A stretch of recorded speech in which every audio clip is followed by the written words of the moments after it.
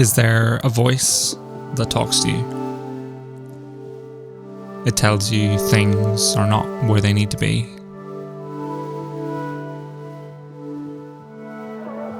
Maybe you feel a form of pain that prevents you from listening or even understanding.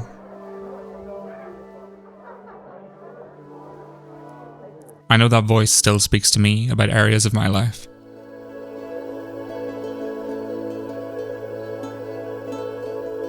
I always knew alcohol wouldn't be in my future.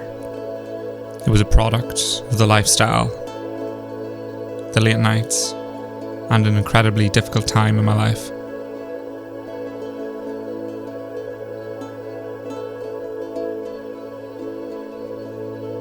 It's interesting, in reality, that lifestyle was a departure from who I am, and the quitting was the return.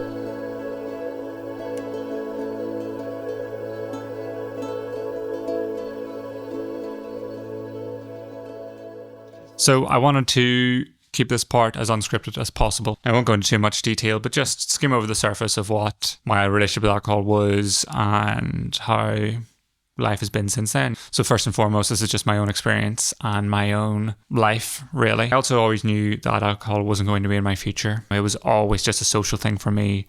I drank in social settings, I drank at events, nights out, parties, house parties, things like that. But I suppose they were maybe just happening more often. I never drank alone. I didn't use alcohol for anything like that. I just used alcohol as a social thing.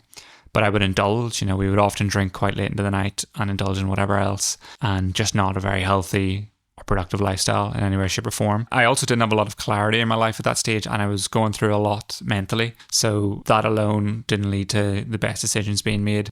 I wouldn't have been sleeping well. I wouldn't have been eating well. I wasn't exercising. I wasn't doing any of these things, which would lead to a much better life and much better existence for me. Alcohol is kind of like a double-edged sword because you've only so much time that you can allocate to something. And when drinking, you are stealing from the present and the future because it's the days after that you suffer. It was actually just after one party. Again, I always knew it was going to stop, but one time I got home and I was very unwell and I just said, that's it, I'm not going to do this anymore.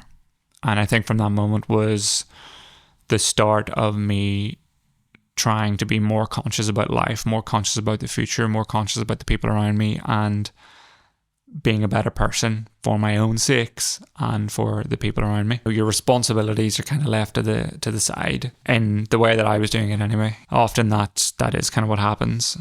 And of course, it was 7 years ago, early 20s, but I think that time could have been used much better.